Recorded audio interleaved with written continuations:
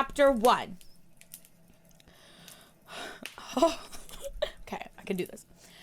Hermione had long given up hope of seeing in the darkness. For a time, she thought maybe if she just let her eyes adjust, eventually some faint outline would become visible. There were no glimmers of moonlight slipping through so deep. There were no glimmers of moonlight. I'm sorry. I've never done this before. There were no glimmers of moonlight slipping through so deep in the dungeons. No torches in the hallways outside the cell. Just more and more darkness, until she wondered sometimes if she might be blind. She had explored every inch of the cell with her fingertips. The door, sealed with magic, had no lock to pick, even if she had anything but straw and a chamber pot. She smelled the air in the hopes it might indicate something, the season, the distant scent of food or potions. The air was stale, wet, cold, lifeless. She had hoped if she just checked carefully enough, she'd find a loose slab stone in the wall, some secret compartment hiding a nail or a spoon, or even a bit of rope. Apparently, the cell had never held an audacious prisoner. No scratches to mark time, no loose stones, nothing. Nothing but darkness. She couldn't even talk aloud to relieve the unending silence. It had been Umbridge's parting gift after they had dragged her into the cell and checked her manacles one last time. They had been about to leave when Umbridge paused and whispered, "Silencio." Prodding Hermione's chin up with her wand so that their eyes met, she said, "You'll understand soon enough." Umbridge giggled. Her cloying, sugary breath ghosted over Hermione's face. Hermione had been left in the darkness and silence. Had she been forgotten? No one ever came. No torture, no interrogations, just dark, silent solitude. Meals appeared, randomized so she couldn't even keep track of time. She recited the potions recipes in her head, transfiguration technique, reviewed runes, nursery rhymes. Her fingers flicked as she mimicked wand techniques, mouthing the spell's inflection. She counted backwards from 1,000 by subtracting prime numbers. She started working out. It had apparently not occurred to anyone to restrict her physically, and the cell was spacious enough that she could cartwheel diagonally across it. She learned how to do handstands, spent what felt like hours doing push-ups and things called burpees that her cousin had been obsessed with one summer. She found that she slot her feet through the bars of the cell door and do crunches while hanging upside down. It helped turn her mind off, counting, pushing herself to new physical limits. When her arms and legs turned to jelly, she'd slump down into the corner and fall into a dreamless sleep. It was the only way to make the end of the war stop playing in front of her eyes. Sometimes she truly wondered if she was dead. Maybe it was hell, darkness and loneliness and nothing but her worst memories hanging before her eyes forever. When there finally was a noise, it felt deafening. The screech in the distance as a long abandoned door swung open. Then light, blinding light. It was like being stabbed. She stumbled back into the corner and covered her eyes. "She's still alive," she heard Umbridge say, sounding surprised. "Get her up. Let's see if she's still lucid." Rough hands dragged Hermione from the corner and tried to pull her hands away from her eyes. Even with her eyelids squeezed tightly shut, the pain from the sudden brightness felt like knives diving into her corneas. She wrenched her hands back to press them over her eyes again, ripping her arms from the captor's grasp. "Oh, Merlin's sake," Umbridge said in a sharp, impatient voice. "Overpowered by a wandless mudblood, petrificus totalis." Hermione's body stiffened. Mercifully, her eyes remained closed. "You should have been smart enough to die. Crucio!" The curse ripped through Hermione's immobilized body. Umbridge wasn't the strongest caster Hermione had been cursed by, but she meant it. The pain tore through Hermione like fire. Unable to move, she felt like her insides were twisting into knots, trying to escape the pain. Her head throbbed as the pain built and built without any release. After an eternity, the pain stopped, and yet didn't. The curse was ended, but the agony remained coiled inside, as though her nerves were flayed. Hermione could feel her brain scrambling to escape, to break free of the suspended agony. Just break. But she couldn't. Take her up for appraisal. Let me know promptly what the healer says. She was levitated, but the world remained a blur of sound and agony. So much sound. It felt as though the vibrations were grating across her skin. She must have been kept inside a barrier ward because suddenly the air exploded with noise and light. She tried to hold on by focusing only on the tap of footsteps. Straight for 10 paces, a right, 30 paces, a left, 15 paces, stop. One of the guards levitating her rapped on a door. Come in, said a muffled voice. The door grated open. Put her over there. Hermione felt her body drop onto an examination table. She felt a wand prod her. Recent spell work, immobilization, and the Cruciatus, answered a new voice. Hermione thought she recognized it, but her mind was too awhirl with agony to place it. While immobilized, the healer sounded peeved. How long? A minute, maybe more. A hiss of irritation. We hardly have enough as it is. Is Umbridge trying to ruin them? Strap her down. She'll injure herself otherwise when I take the spells off. Hermione felt leather straps bind her wrists and ankles, and something was forced between her teeth. There was a wand tap at her temple. Yoo-hoo, little witch. If your mind isn't already mush, this is going to hurt. A lot. But, he continued cheerily, you will feel better afterwards. Finite incantatem. Hermione's world exploded. It was like being hit with the Crucius all over again. Finally mobile, her body recoiled and she screamed and thrashed. The straps holding her down barely stopped her from arcing backward as she writhed and rocked and wailed in agony. It seemed like an eternity before she could stop thrashing. Long after her voice had given out, her muscles still twitched violently and her chest heaved with sobs. All right, you can go now, the healer said as he prodded Hermione again with his wand. But tell Umbridge if another one arrives like this, I will report her for sabotage. Hermione cracked an eye open and watched the guards leave. Her vision blurred. Everything was so agonizingly bright, but she could make out vague shapes and the light hurt less. Or rather, other things hurt more than her eyes did. The healer returned to her. He was a large man. She didn't recognize him. She squinted, trying to see him clearly. Oh, good. You're tracking movement. He turned her wrist to get a prison number from her manacle. Number 273. He pulled a narrow file off a shelf and furrowed his brow as he skimmed it. Mudblood, obviously. Hogwarts student. Oh, very good marks. Unknown curse of the abdomen in 5th year. Not a very good sign. Well, we'll see what we have to work with. He performed a complex diagnostic spell over her. She watched her magical signature float overhead and various orbs of color arrange themselves along her body. The healer prodded them and scribbled notes. He was particularly interested in her abdomen, especially an orb tinged with purple.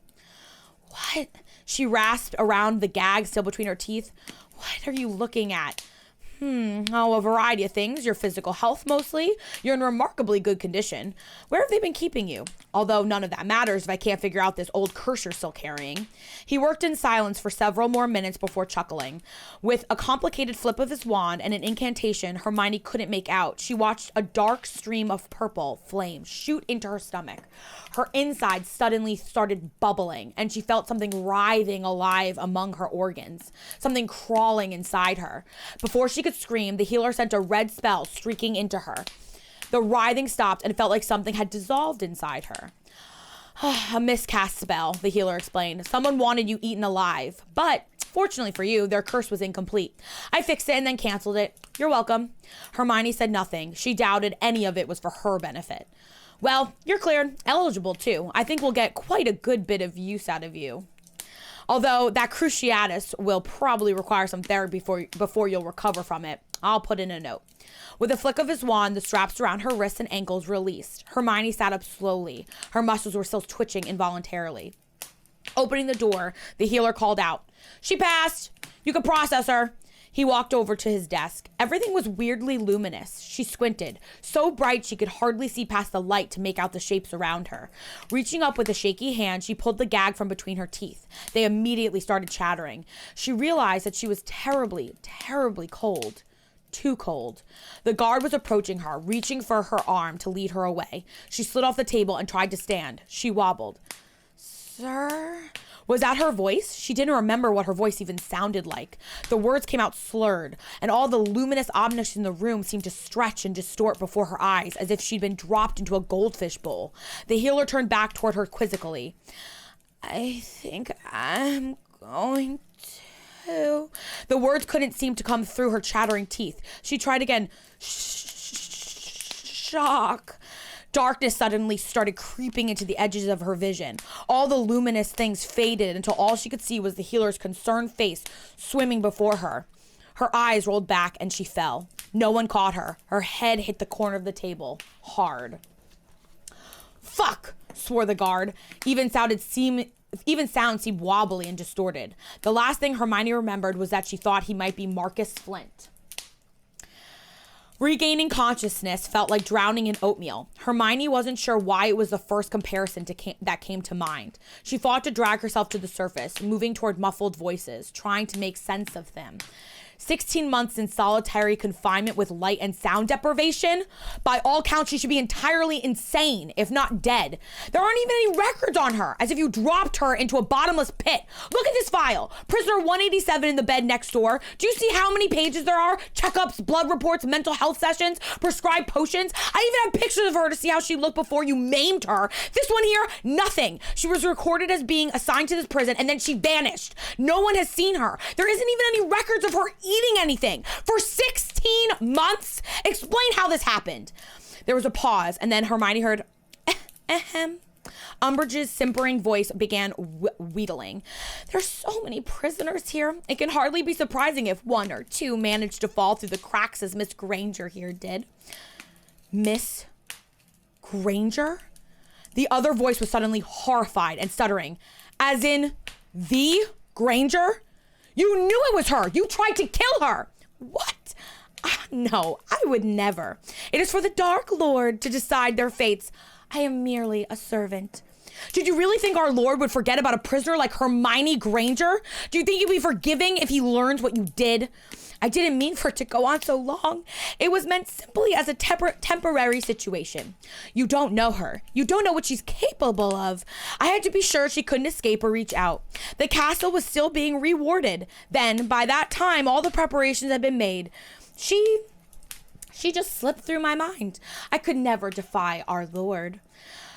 The success of the enterprise of our Lord has assigned rest upon your head and mind, and mine. If I discover so much as a hint that you've done anything else to undermine his agenda, I will report you immediately to him. As it is, Granger is now entirely under my jurisdiction. You are not to go near her without my permission. If anything else happens to her by anyone else, I will assume you were responsible for it. But she has so many enemies. Umbridge's voice slightly wavered. Then I suggest you oversee your prison carefully. The Dark Lord named her specifically in his plans. I will throw you before him today if that's what it takes to succeed. I've worked longer and harder to get where I am than you have, Warden. I will not let anyone get in my way. Go process the rest of them. The Dark Lord expects a report on eligibility numbers tonight, and I've wasted half my day fixing your mistake. A pair of footsteps faded. Umbridge's. Hermione thought and hoped. She cracked an eye open, trying to take in her surroundings. You're awake. She opened her eyes fully and looked up at the blurry outline of a healer standing over her. The healer leaned closer to study Hermione, and Hermione could make her out somewhat against the brightness. An older woman, severe, with robes denoting medical seniority. So, you're Hermione Granger. Hermione wasn't sure how to respond to the comment. The overheard conversation hadn't shed light on what she wanted with her. She was important to some dreadful machine of Voldemort. She wasn't supposed to be dead or insane, and they wanted her healthy. They probably weren't supposed to torture her horribly again. She stayed quiet, hoping the healer was the sort who kept talking when people failed to respond. She was disappointed. I'll have to ask you, since no one else seems to know. How are you still alive? How did you manage to stay sane? I don't know, Hermione answered after waiting for several moments. Her voice sounded deeper and wobblier than she had remembered. Her vocal cords felt atrophied. It was difficult to pace words. The consonants slurred together and then paused as though it required effort to push them out. I did mental arithmetic and I recited potions. I did my best to keep from slipping. Remarkable, the healer murmured, scribbling notes in a file. But how did you survive? There's no record of anyone feeding you, and yet you've been perfectly maintained nutritionally. I don't know. Food appeared. There was never a set time. I thought it was intentional. What was intentional? The irregularity. I thought her felt exhausted as she kept speaking. It was part of the sensory deprivation to keep me from knowing how much time had passed. Her voice got thinner and thinner with every word. Oh, yes, that would have been creative. And your physical condition? You were never removed from that room, yet you have better muscle tone than half my healers. How on earth is that possible? When I couldn't bear to think I'd exercise until I couldn't anymore. What kind of exercises? Anything. Jumping, push-ups, crunches, anything that tired me. So I wouldn't dream. More scribbling. What kind of dreams were you trying to avoid? Hermione's breath caught slightly. The other questions had been easy. That went too close to something real. Dreams of before. Before? Before I came here. Hermione's voice was quiet, furious. She closed her eyes. The light was giving her a severe migraine. Of course, more scribbling. The sound made Hermione's muscles flinch reactively. You'll be here in the infirmary until the side effects from your torture sessions are fully relieved. I will also be bringing in a specialist to figure out what happened to your brain. Hermione's eyes snapped open. She hesitated. Is there something wrong with me? The healer stared at her contemplatively before waving her wand over Hermione's head.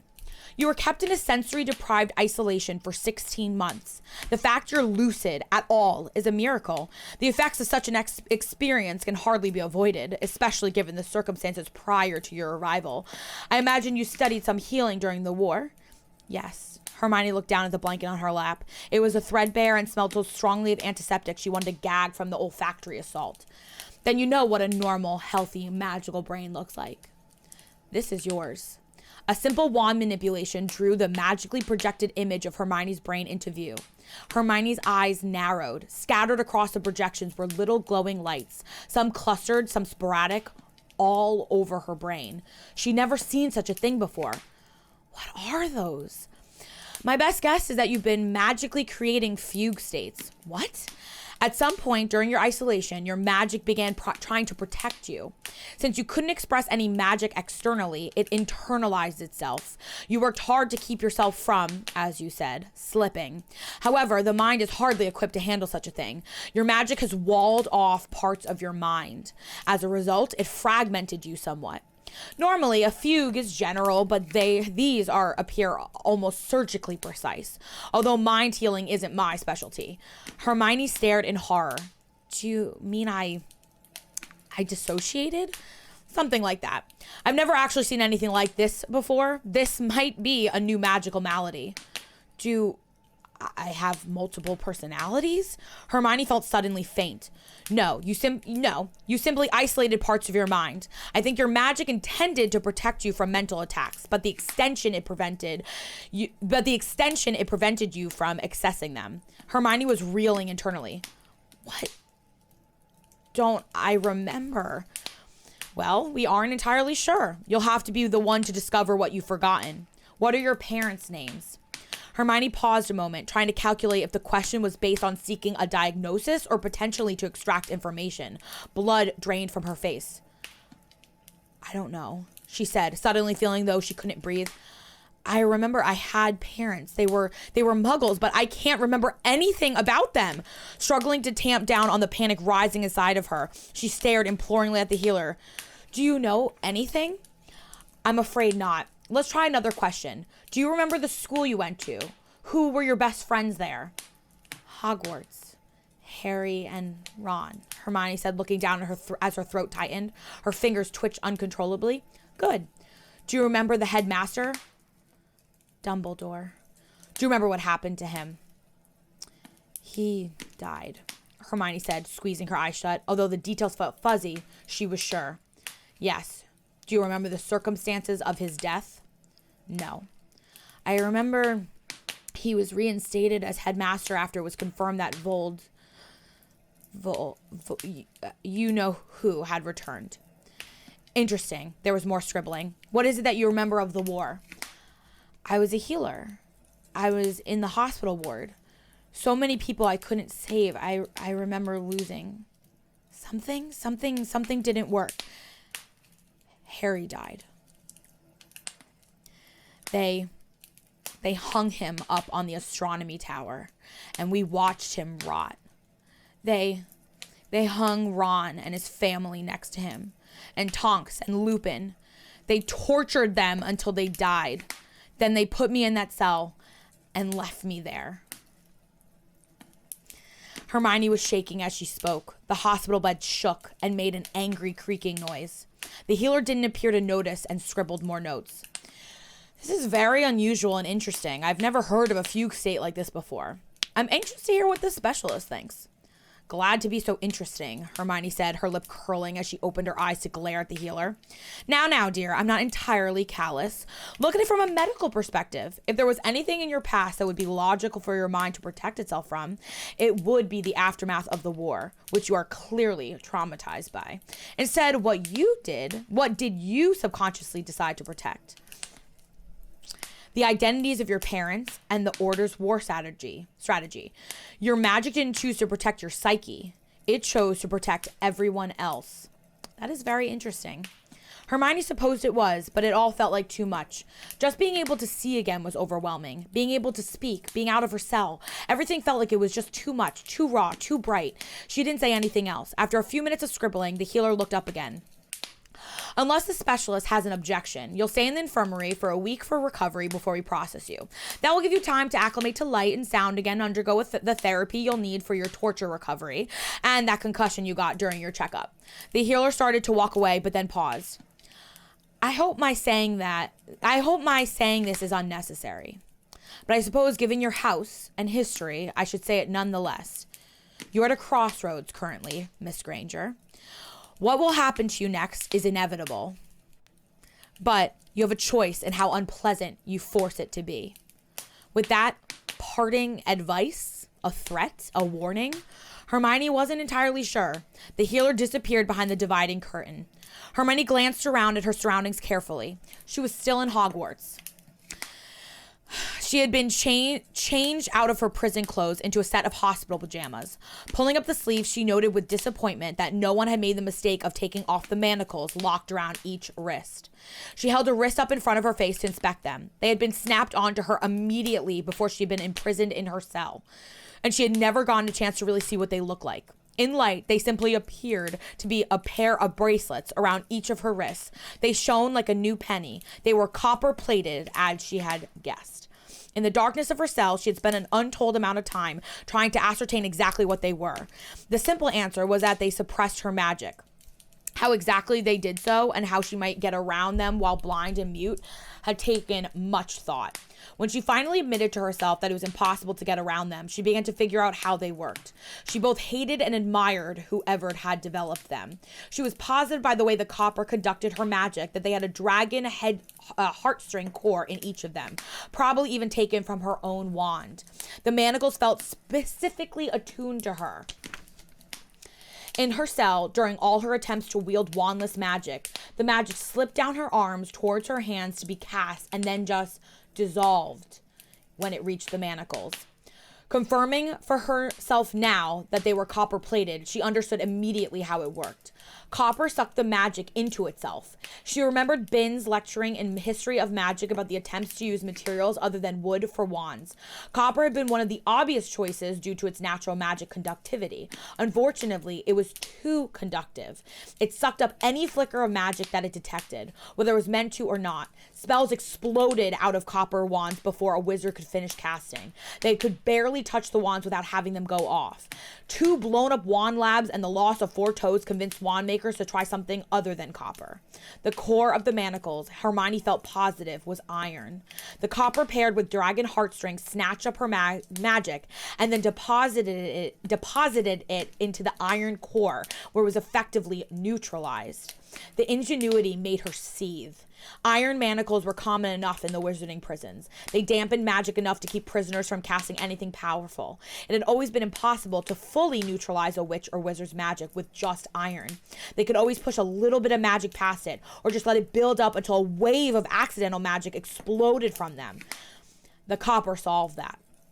With its eager conductivity, especially aided with magical core, matching the prisoner's wand, the copper sucked up almost every bit of building magic inside of Hermione.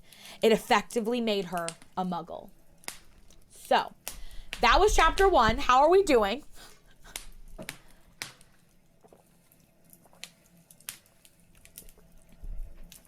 Just want to know, do we want to keep going? That was chapter 1. How do we feel? I want to hear more. You want to hear more? Okay, we're loving it. Okay, we're loving it. All right, I'm going to keep going then. Keep going. All right. I kind of want to, hold on. I kind of want to put my hair up. I've only been able to catch small bits and pieces, but always more. Okay, we're doing it. Loving it. You're still going to be, oh my God. Thank you, Casey. All right. We are going. We are going to go. We're doing it. Okay. All right, guys. Okay. I love this. Oh, you guys are making me happy. Okay. Okay. Just make sure. Yeah, I just did some. Okay. Okay. Chapter 2. Hermione? She heard someone breathe. Looking up sharply from her manacle, she saw a head poking through a dividing curtain. She squinted and stared. It was Hannah Abbott. A low gasp of horror escaped Hermione's lips. Hannah only had one eye. Her right eye was staring at Hermione, but her left eye was gone. There was a black, gaping hole in her head as though it had been plucked out. Hannah's hand immediately darted up and covered her left side of her face. Sorry, it's always awful for people the first time they see it. What happened? Hermione forced the words out. She didn't know of any curse that removed eyes in such a manner. There was plenty of blinding hexes, but none with such grotesque results. Umbridge. She popped it out with the tip of her wand when I tried to escape. She made the healers keep it like this for effect. Hannah turned her head slightly away to conceal her face further. She got into trouble for it, though. Hannah lowered her face so that she was gazing at the floor. Her voice sounded as if she was somehow dead. She normally cuts off fingers now. If you're disrespectful, if you try to get away, if you look at her wrong. Parvati and Angelina, they hardly have any fingers left. Hannah looked hard at Hermione with her remaining eye. Let your Gryffindor die, Hermione.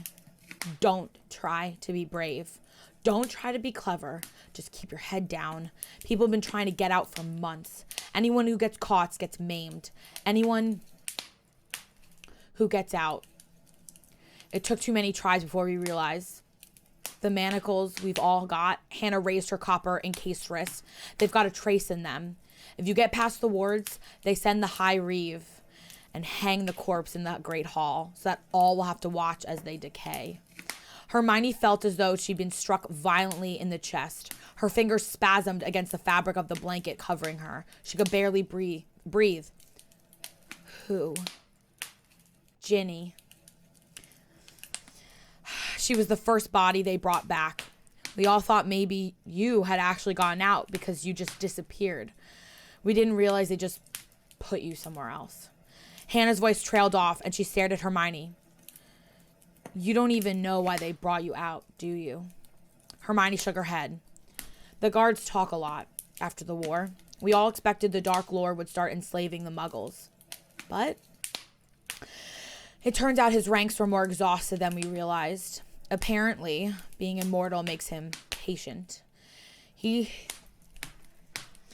decided that repopulating the ranks of pureblood wizards should be first on his agenda. He personally paired off all the purebloods, made them all get married with orders to start reproducing. Hannah's face was twisted with disdain as she recited this information. Hermione's eyebrows furrowed with surprise. A repopulation effort? The war had dragged on with high casualties given the size of the wizarding population. But Hermione hadn't thought Voldemort would notice, much less care. Arranged marriages weren't exactly uncommon among purebloods, but having them mandated seemed extreme. She wondered how his followers had felt. There were barely any babies. pure blood fertility rates have been dropping for years. There were a few pregnancies that set everyone abuzz, but most ended up a squib and got terminated before the end or miscarried. Well, Hannah's voice grew bitter. Apparently, facing the extinction of the European wizarding world has opened the Dark Lord's mind somewhat in regard to blood purity. Magic is might, you know. He's decided to start a breeding program with all these half-blood and muggle-born prisoners he happens to have on hand. Just us girls. Since it's a fate worse than death to have a muggle-born male touch a pure-blood female, we're all to be made to produce babies until our uteruses give out. Hannah looked as sick as Hermione was beginning to feel. So, that's why they finally let you out, said Hannah, gesturing helplessly. They're using school and medical records to decide which one of us are eligible. That healer you were speaking to, she's the head of the whole thing. Apparently, she specializes in magical genetics or her lab rats. They're checking everyone's fertility. Hannah was crying now. Hermione stared at her, feeling faint with shock. It couldn't be true. It was all just too horribly dystopian. Some nightmare she was dreaming up from inside her cell. We have to get out, Hermione said We have to get out, Hermione said in a steady voice as she could manage. Hannah shook her head. We can't. Didn't you hear me earlier? Unless you chop off your hands, you'll never be able to leave with those manacles. They don't even keep the trace here. Angelina lost her pointer finger to find that out. The Dark Lord keeps it personally. That's why whenever anyone gets out, it's always the High Reeve who goes after them. Hannah looked quickly around, tilting her head to get a slightly better view of the floor beyond the privacy curtains. Hermione followed Hannah's gaze. There was nothing there. Who's the High Reeve? Hermione asked. She didn't remember that title. Hannah looked up. I don't know. None of us have seen him without his mask. Everyone talks about him. He's the Dark Lord's right hand. Voldemort doesn't go out much, so the High Reeve appears instead. They held public executions a few weeks ago. More than 20 people. He killed every single one with the killing curse. He didn't even take breaks. He just went straight down the line. No one has ever seen the Dark Lord cast that many in a row. That shouldn't be possible, Hermione said, shaking her head doubtfully. Hannah leaned forward and lowered her voice. I know, but I've seen the bodies after he catches the runners. He always catches them. McGonagall, Moody, Neville, Dean, Seamus, Professor Sprout, Madame Pomfrey, Flitwick, Oliver Wood. Those are just the ones you'd know. There have been more, loads more. The Order members were the ones who tried hardest to get away. They all came back corpses. It was always the killing curse. Hannah hesitated and stared intently at Hermione. Don't do something stupid, Hermione. I'm not telling you all this so you'll try to escape. I'm trying to warn you. It's hell. You need to be prepared for that, because if you aren't, you are going to walk out there and get maimed. And it won't mean anything. Hannah seemed about to say something else, but footsteps sounded beyond the curtains. An expression of terror ripped across her face, and the dividing curtain fell as she retreated. The curtain on the other side of Hermione snapped open, and the healer from earlier reappeared, looking harried. The Dark Lord wants to watch your examination himself, the healer said, reaching out and grabbing Hermione's arm forcefully. Hermione tried instinctively to get away. She jerked her arm out of the healer's grip and dropped off the other side of the bed in order to create distance. Oh, you stupid little witch, the healer sighed and gestured to someone standing out of Hermione's vision. Stun her and bring her. 2 guards appeared from behind the curtain and shot 2 successive stunners at Hermione. The first she dodged, but the second nicked her shoulder. She dropped like a stone. When she reawoke, she was strapped down on a table in a dark hall. Her arms and legs were restrained, still twitching from torture. More straps were over her forehead and chin, holding her head in place. There was a small wizard standing on one side of her. Voldemort himself was standing on the other. The small wizard was speaking in a thin, trembling voice, gesturing up at a projection of Hermione's brain. It's like unlike anything I've ever seen before. Normally, magical memory loss occurs quite generally across the brain when it's self-regulated. A person can't even tell you their name, but this is targeted, like obliviation spells, dissociative fugue, or in this case, many of them, almost like self-obliviation. Her magic has hidden specific memories inside what I can only describe as almost calcification of magical layers. It probably could never have happened without the specific circumstances of her imprisonment. This took time. Her brain has been slowly shoring up the line of defenses and over the course of months, almost like a clam making a pearl. She's been slowly burying them under layer and layer. You can tell some have been more extensively protected than others based on how brightly they glow. Voldemort's eyes were narrowed. Could these memories be recovered with legamancy? The small wizard looked more nervous. Faint droplets of precipitation had collected on his upper lip. It's unlikely. This is like an individual occlumency wall of exceptional strength around each specific memory. It's possible if the legamens is sufficiently powerful. I like to think I am, Voldemort said, looking down into Hermione's eyes. She squeezed them shut instantly, but it was too late. She thought she might have known this is going to be a hard one for me to say. Occlumency, before. With her magic mostly stolen away, she had no ability to create a wall around her mind. Voldemort shot in like an arrow, burying himself deeply among her memories and then sifting slowly through them. It was as though her mind were being crushed under his. Her childhood. Hogwarts.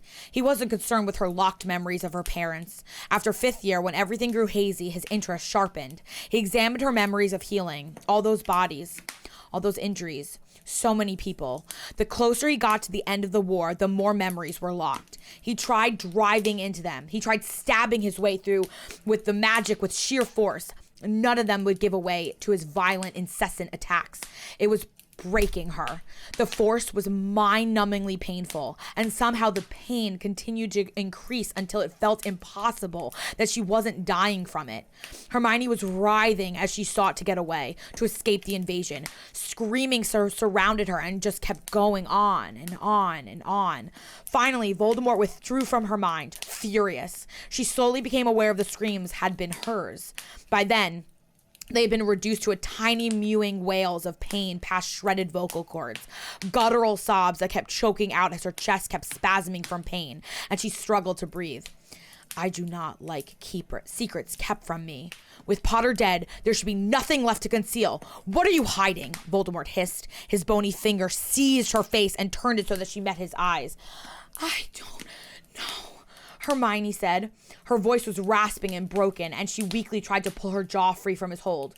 Call Severus and the warden. She shall be punished for this, Voldemort said. He viciously probed Hermione's mind until she lay limp and barely conscious on the table. Umbridge arrived first, looking appropriately terrified. My lord, my lord, she said, dropping to the ground and crawling toward him. Crucio!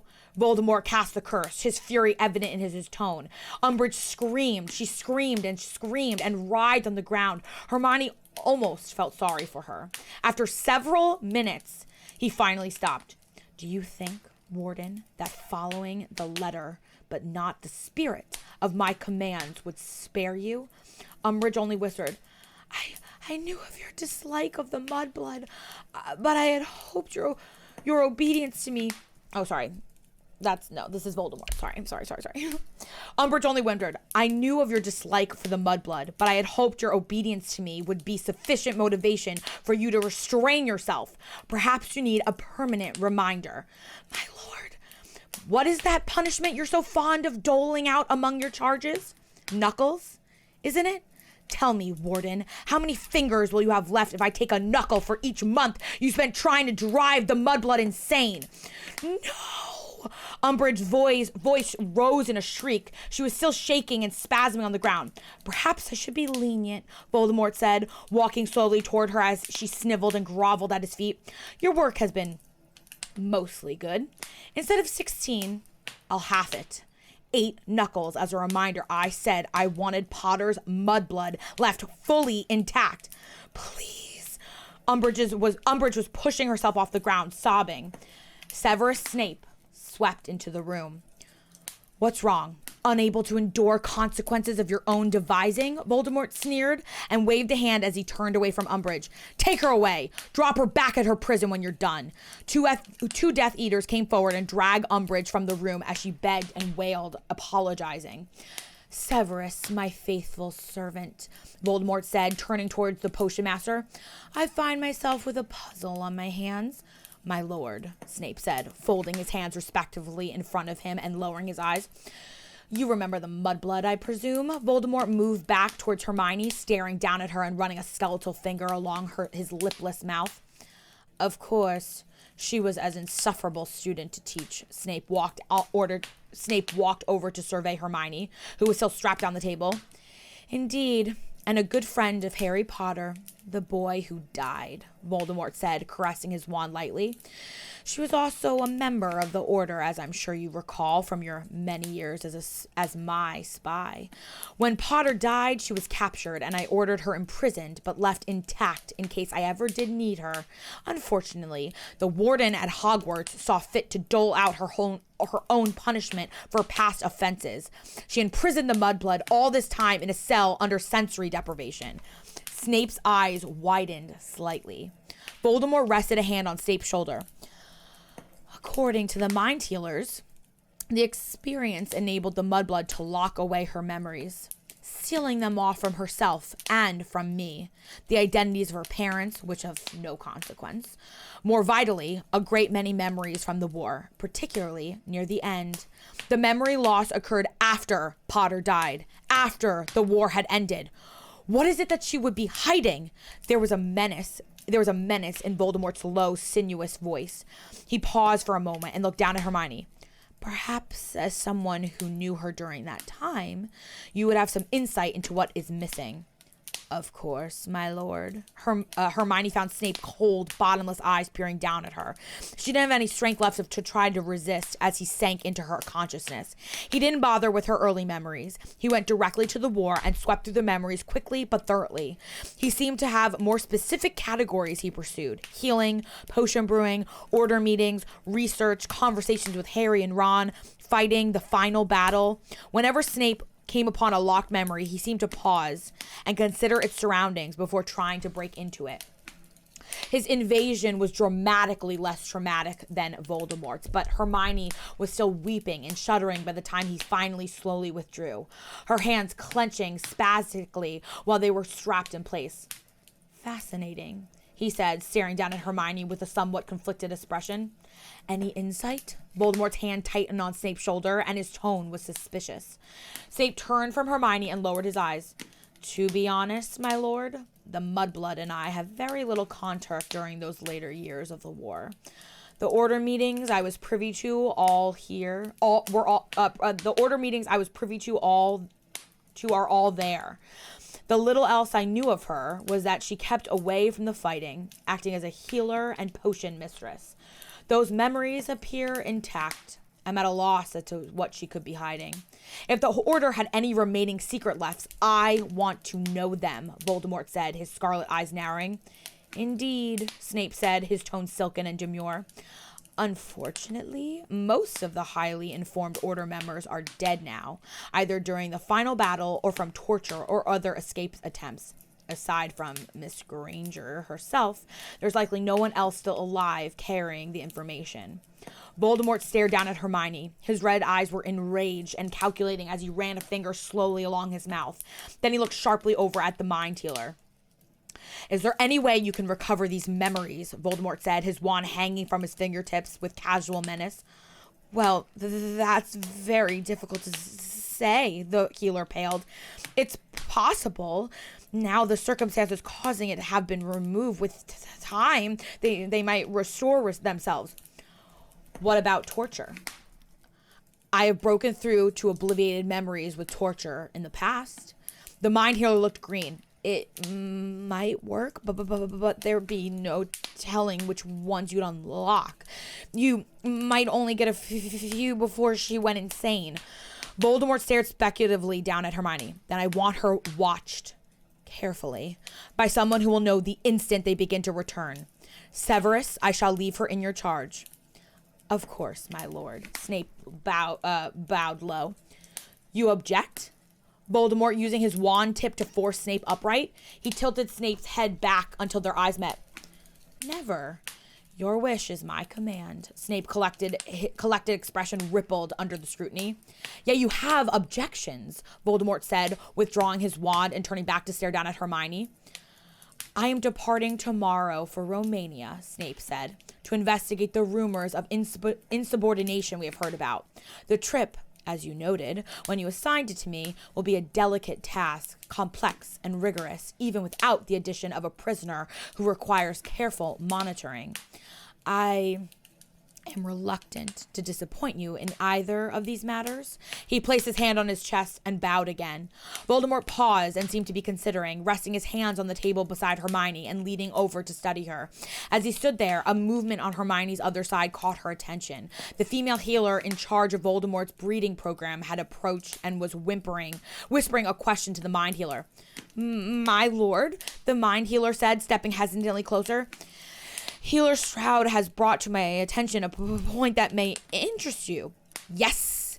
Voldemort's interest appeared negligible. He did not look up toward either healer. Magical pregnancy, my lord, Healer Stroud said with a proud smile. There are a few cases on record which indicate that such pregnancies have the ability to break through magical fugues. The magic of a child is compatible but dissimilar enough to its mothers to have a corroding effect on built-up magic. It's nothing conclusive, given the rarity. It's possible, however. Miss Granger has exceptional magical ability. You yourself have noted this and wanted her included in the repopulation effort. If you leave her within your program, there's a chance that a pregnancy may result in unlocking her memories. But... She hesitated slightly. What? Voldemort looked up sharply at Healer Stroud, causing her to pale and flinch. You would be unable to inspect her mind during the pregnancy, Healer Stroud said, speaking quickly. Invasive magics such as legamency carry a high risk of a miscarriage. It's often so traumatic that it can result in permanent magical infertility. You would have to wait until, even if you knew the memories were returning, until the baby was born. Unless... The father, who would share a familiar magical signature with the child, were the one performing the legamency. Voldemort stared down at Hermione thoughtfully, his fingers sliding over his chest as though he was soothing an injury. Severus, my lord. The High Reeve is an exceptional legamens, is he not? Indeed, my lord, Snape said. His skill is likely equal to my own. You have trained him quite carefully. His wife has been found magically barren, has she not? The question was directed toward Healer Stroud. Yes, my lord, she answered immediately. Then send the mudblood to the High Reeve. Let him breed and monitor her. Stroud nodded eagerly. I can have her there in 2 weeks. I want to ensure her condition, have her trained. 2 weeks? Until she is found pregnant, I want her brought in every other month so I can examine her mind personally. Yes, my lord. Take her back to Hogwarts, then. Voldemort dismissed them with a wave of his hand. Hermione's body was still spasming slightly as the restraints on her were spelled off. She felt as though she ought to do something. Spit, or refuse, or beg. Anything but just lie there while Voldemort casually delegated her off for breeding. Her body refused to cooperate. She couldn't do anything as careless hands dragged her up off the table and levitated her down the hallway. That is the end of chapter 2. How do we feel? In pain? How are we doing? That is the end of chapter 2.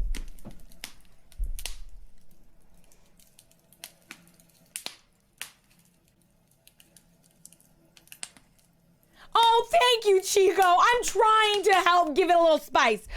Yes, we like it. How we like it. I love confident. Thank you, Hazelnut. I'm trying for you guys. I don't know what happens next. It's really good. Okay, let me see how many pages chapter 3 is, and if it's too many more, then we'll maybe stop here. It's actually a kind of a short one.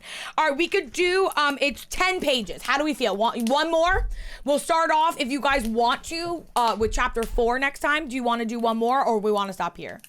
I'm trying. I mean, it's hard to do, like, I'm a girl. It's hard to do Voldemort and, like, Severus, but I'm trying to give you guys a little oomph.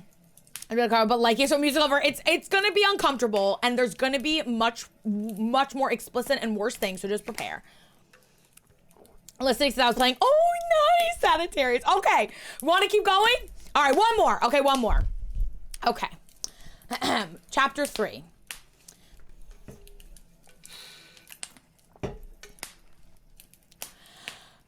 The bed Hannah had occupied was empty when Hermione was returned to the hospital ward in Hogwarts. Healer Stroud poured a potion down Hermione's throat as soon as she was placed in the bed. The pain in Hermione's mind subsided slightly. She blinked, and the dancing black spots that kept obscuring her vision finally started to fade away. Hermione felt nauseous. Her insides were roiling and cringing like she had poison inside her body that she couldn't expel. She was still shaking. She wanted to roll over and curl into a ball, but she couldn't summon the strength to manage it. Guard her with your lives. If anyone wants to touch her or so much as look at her, they will require permission from me, she heard Healer Stroud say. Hermione turned and could vaguely make out 2 large men standing behind Stroud. Their eyes were cold as they stared down at Hermione. Stroud cast several monitor wards on Hermione that rose up, shimmering around her body. After she had inspected the projections for a few minutes, Stroud turned and strode away, her healer robes billowing out behind her. Hermione stared up at the ceiling, trying to absorb everything that had happened to her that day. She felt like she should be crying, but she couldn't summon the tears. Resignation and hopelessness had entwined themselves with her soul since the moment she watched Harry die. After watching most of the people you love die in agony, she'd known her turn to suffer wasn't lying in wait. Now it had come. Death had never frightened Hermione. Her fear had always been in the manner of death. She had watched the worst ways to go. Harry's death had been a mercy killing compared to the torture the Weasleys, Remus, and Tonks had been subjected to. Lucius Malfoy had been standing mere feet from where Hermione was caged when he looked up at Ron and snarled, "This is for my wife!" Then he cast a curse that turned Ron's blood gradually into molten lead. Hermione watched as the curse slowly crept through Ron's body, destroying him from the inside out. She'd been helpless to do anything, helpless to spare him in any way. Arthur Weasley had been left permanently addled by a curse during the war. He cried, not even understanding why he was in pain or that he was dying. They had left Molly for last, so she'd watch all of her children die. Remus had lasted hours longer than anyone else. His lycanthropy kept healing him until he hung there, unresponsive. Finally, someone shot the killing curse at him out of boredom. The deaths had replayed themselves before Hermione's eyes so many times she would have thought that eventually the pain of them would ease. It never did. Each time felt just as sharp, just as fresh, a wound that would never heal. Survivor's guilt, she thought. That was what the Muggles' term for it was. Such a paltry description.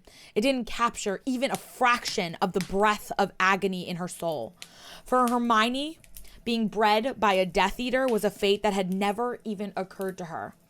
Being raped, the risk had been considered. This felt like a rape in slow motion. However, the situation was far more complex than simply that. Whatever she had hidden in her mind, it had been important. More important to her than anything else. She couldn't let it fall into Voldemort's hands. She wasn't afraid of having her corpse rot in the Great Hall. The fate was nothing compared to giving up what she was protecting, or compared to being raped and forced to carry a child that would be torn from her the moment it was born. Escaping, she realized, was a luxury she couldn't afford to pursue. The important thing would be to die quickly, before she could be stopped and kept from further attempts.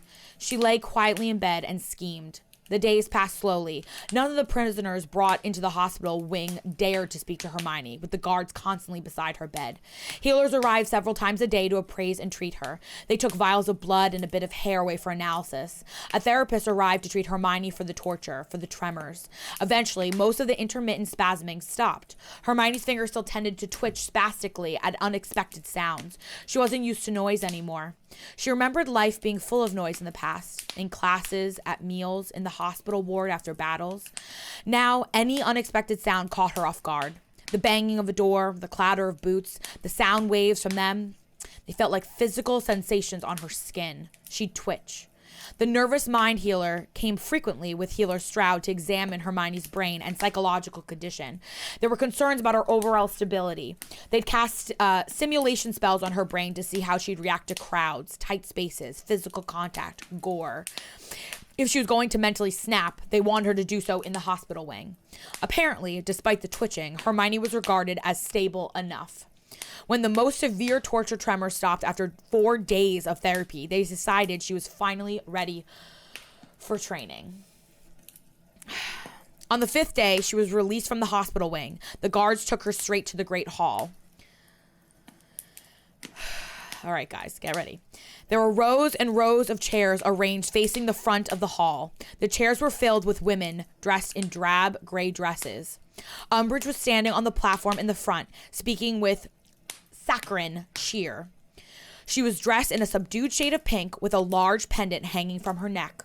One of her hands was heavily bandaged. You have been chosen to help build the future that our Dark Lord has envisioned. You have been granted the privilege of bringing it forth, she said and simpered. You are the few we found worthy of it. Umbridge sounded mechanical, staring down at the girls with eyes glittering with hatred. The false smile plastered firmly across her face. Her eyes kept flickering up toward the corner of the room. Hermione turned slightly to look and saw 2 Death Eaters standing there unmasked. Corbin Yaxley and Thorfinn Rao. They were watching Umbridge with expressions of bored amusement. The Dark Lord has commanded that you be trained in order to fulfill your duties without fail.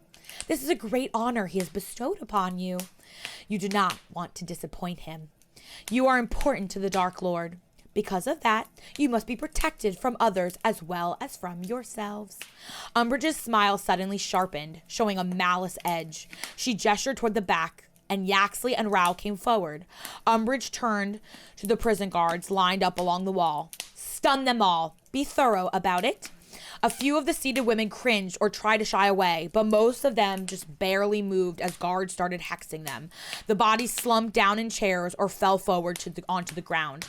Hermione was standing toward the back. She watched the girls fall. She recognized a handful of them. Hannah Abbott, Parvati Patil, Angelina Johnson, Katie Bell, Cho Chang, and Romilda Vane. Hermione thought some of the others might have been in the Order and younger years in Hogwarts. There were a few slightly older women too, although no one appeared over 30. There were nearly 100 of them. Umbridge saw Hermione standing toward the back. Stun her too, Umbridge said, glaring venomously at Hermione. They hesitated. Healer Stroud appeared from the periphery of Hermione's vision. Do it, she said with a sharp nod. Hermione was knocked out before she could brace herself. Renervate. Hermione sat up it's like a spell. Renervate. I think that's how you say it.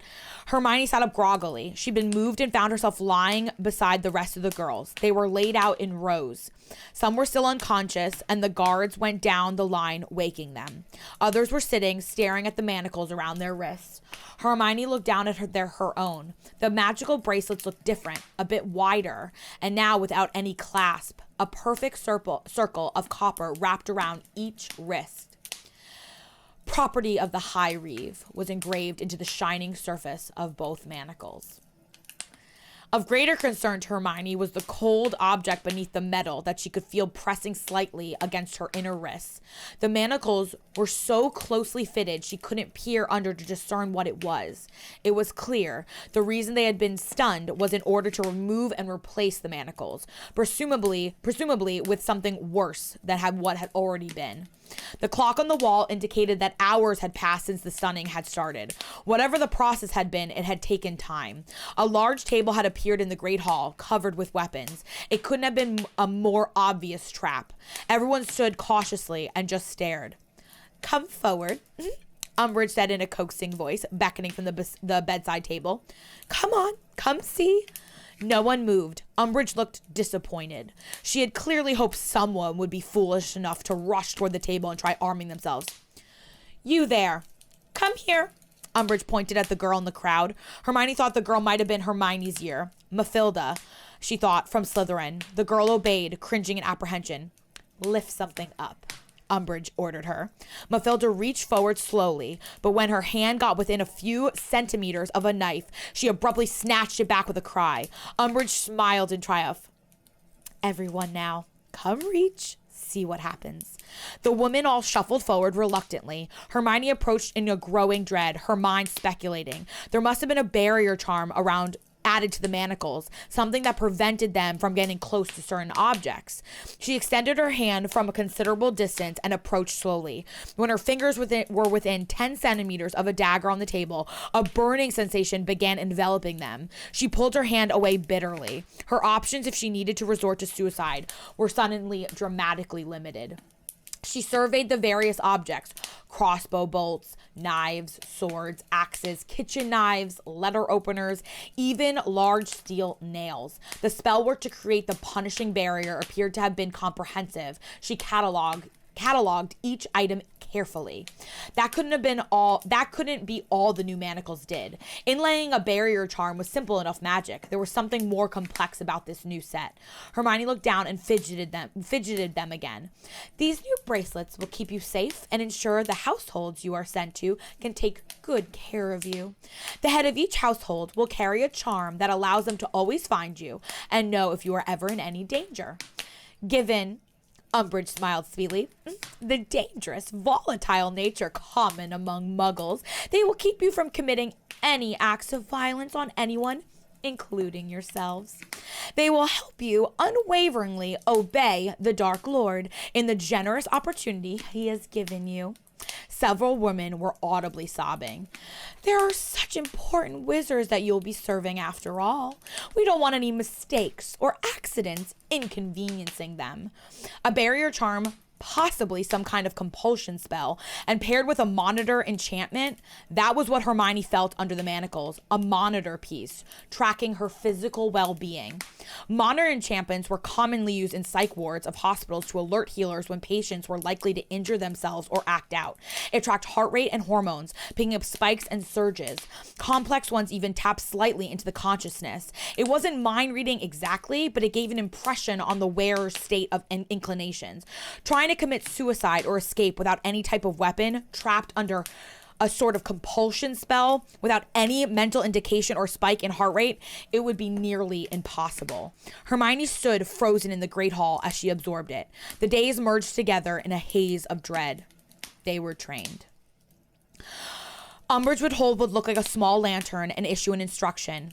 When she finished speaking, the lantern would glow slightly, and the manacles would grow warm as magic sank in, ingraining compulsions into their minds. It was done gradually. It seemed that each instruction needed time to take root into their psyches, to mold their behavior. You will be quiet. You will be obedient. You will not hurt anyone. You will not offend the wives. You will not resist when bedded.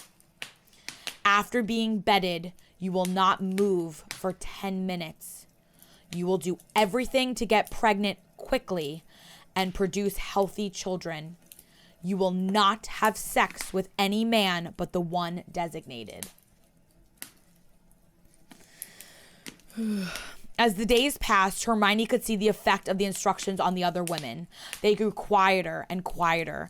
During the first few days, there were hushed whispers at night. By the third day, the rooms were mostly quiet, aside from the muffling sobs.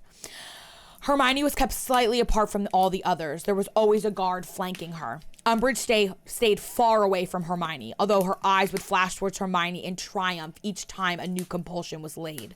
Whatever the dark magic being used to enable the compulsion spell was, it was delicate. With each new instruction, the healers would sweep in and run diagnostics over the girls. One day, one of the girls abruptly snapped and stood up screaming. She seized her chair and whipped it up into the air before smashing it down onto the woman beside her. By the time the guards had stunned the screaming girl and dragged her away, the woman's shoulder was shattered.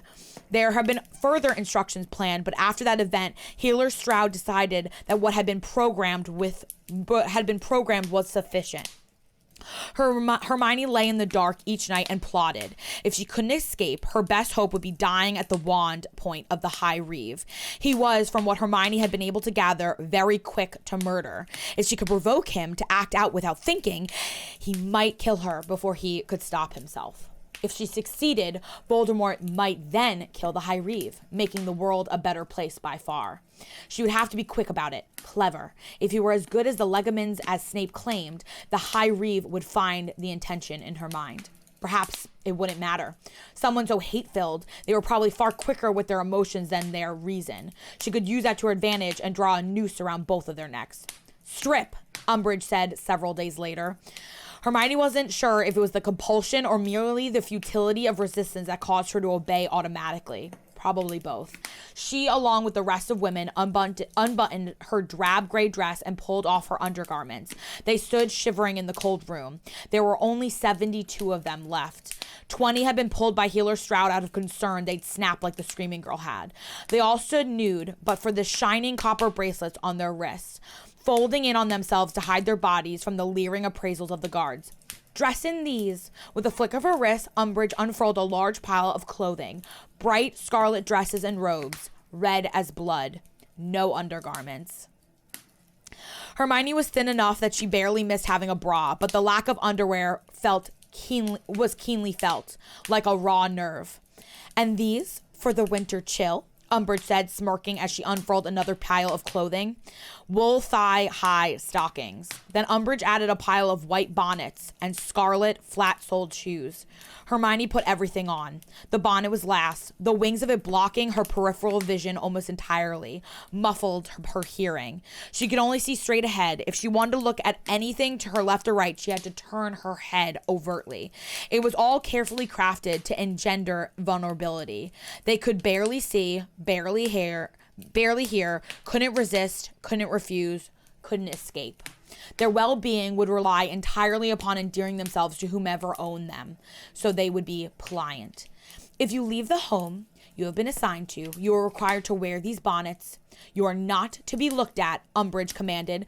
This is the end of my training for you. I cannot wait to see what children are brought forth.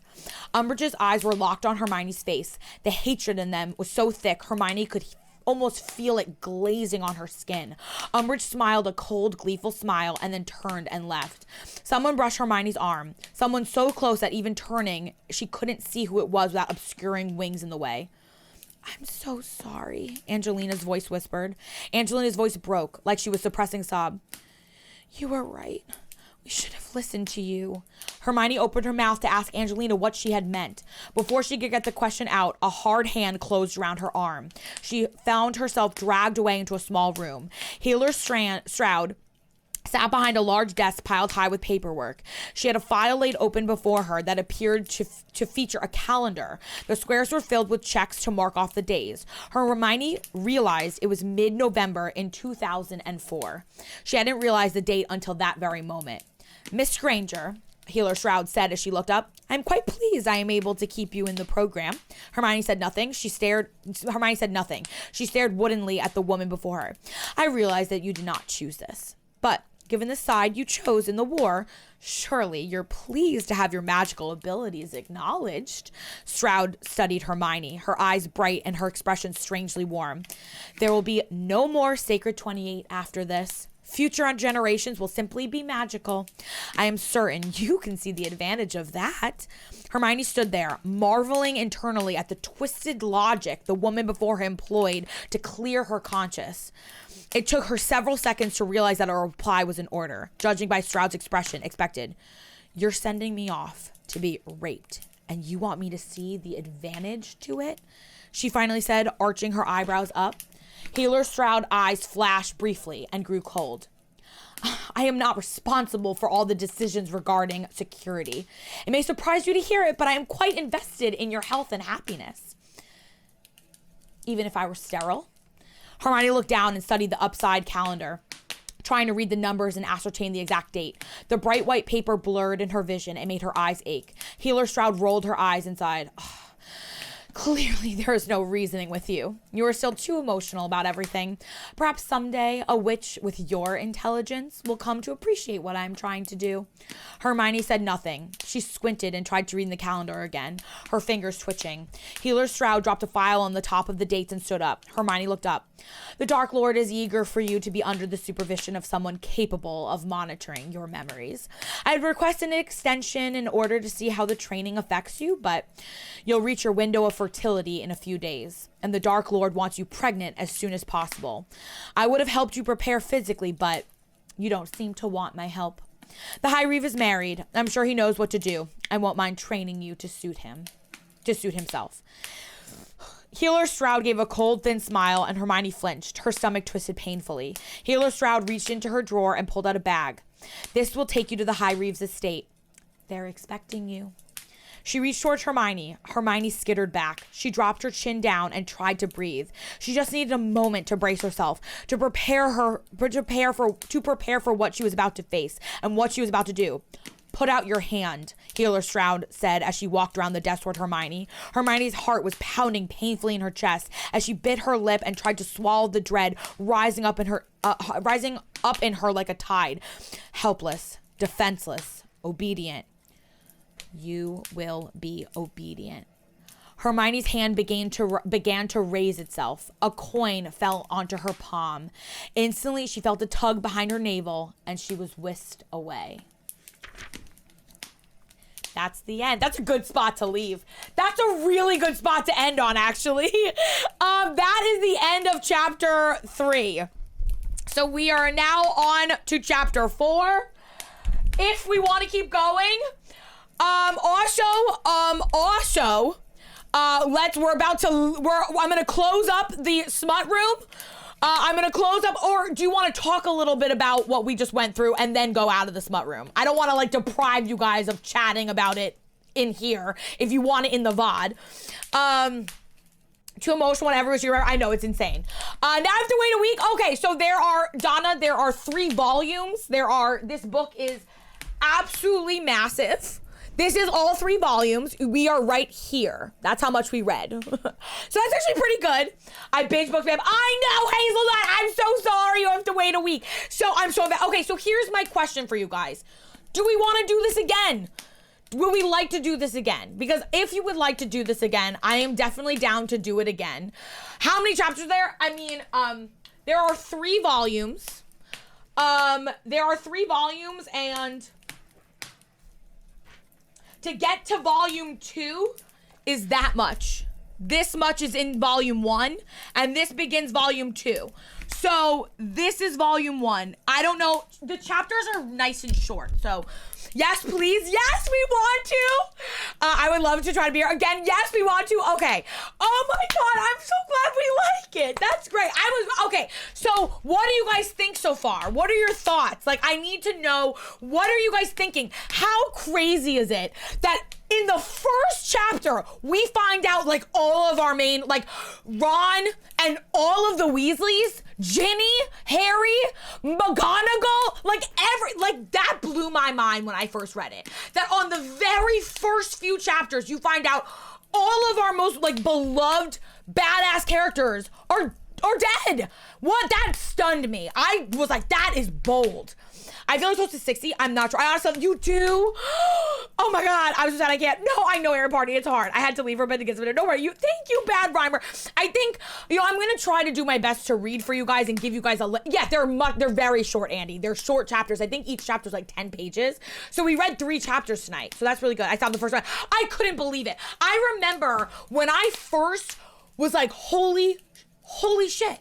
Like, all of them? No, there can't be all of them. And then when Hannah Abbott starts doing the list, McGonagall, Oliver Wood, like, I mean, even characters that we, like Remus and Tonks, like, I'm like, whoa.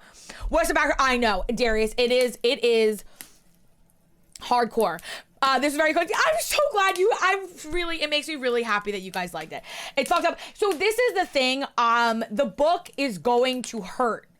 Volume 1 in particular is after volume 1, it actually gets much better. But we're gonna have to grit our teeth and you know, it's gonna be tough. Like this is not a beautiful, at this point, what our beloved Hermione is going to go through and has already gone through. It's going to, you know, we have to prepare ourselves for what is to come. And what I'm so excited about is watching, because Addie and I know, because we've read it already, what is the transition of how your minds are about to explode as you work through it. It's like, you don't ever, like, don't think you know where anything is going and how anything's gonna turn out, because it will blow your mind. It is mind-blowing. Thank you to anyone of importance on the side of good are gone. It really makes all the emotion. It really, I mean, Andy, like, finding out that Hermione was caged while she watched Ron's blood turn to lead.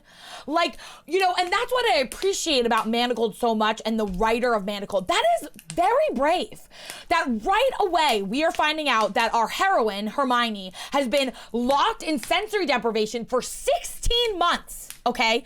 And that before she was locked away, she watched the most important people in her life be tortured and murdered. And I feel like that's really speaks volumes for Manacled, because I've read a bunch of Hermione fan fiction now, and nothing goes that hard. Like that they just yank the rug out from you immediately. That they're like, you think someone's gonna come save her, right? You're like, oh my God, like maybe somebody's left. But this is where we're at. This is the story is unfolding.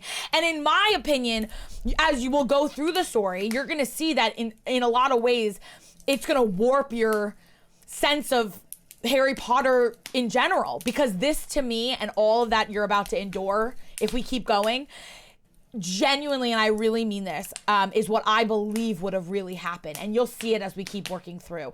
And also another little interesting fact about the Manacled and the writer of Manacled, she wrote the entire series. Yeah, thank you, Addie. She wrote the entire, all three volumes in one shot, no edits, and she never reread it. She said it was too painful for her to ever go back and read it again. So that is what I'm giving you, the gift of the most beautiful story and the most absolutely excruciating story you're ever going to hear. Bratty, the alerts are off, Bratty! Oh, but she put the ussy in the thing. Bratty, are you home? Harry Potter's very beloved series. It's really cool. It's really unbelievable. Thank you, Bratty. The story is fucking, it's a torture and a curse. Absolutely. So, I guess now that we finished our first ever smut, the Good Girls Club, I'm gonna say we could talk about it when we leave, but we'll stop here. We'll go back into our normal sort of world, and let's talk about if we want to do this again, how often we want to do it. I want to hear your feedback about what you like, what you would be interested in next time. So thank you. If you're watching on YouTube, all of these are going to be put on YouTube in their own playlist on YouTube. It will be called the Manacled series on YouTube. And we will, if we do it again, we'll pick up on chapter 4. So here we go. Addie, take us away. I should get like a theme song for this or something. All right, we're gonna, maybe I'll edit in a theme song. All right, and we're back, and we have returned, and everything is back on. I'll replay Bratty's moaning if I must. Strawberry moans forever. All right, I'm just doing some adjustments. All right, so what do you guys think? Do we want to keep going? What do we want to do?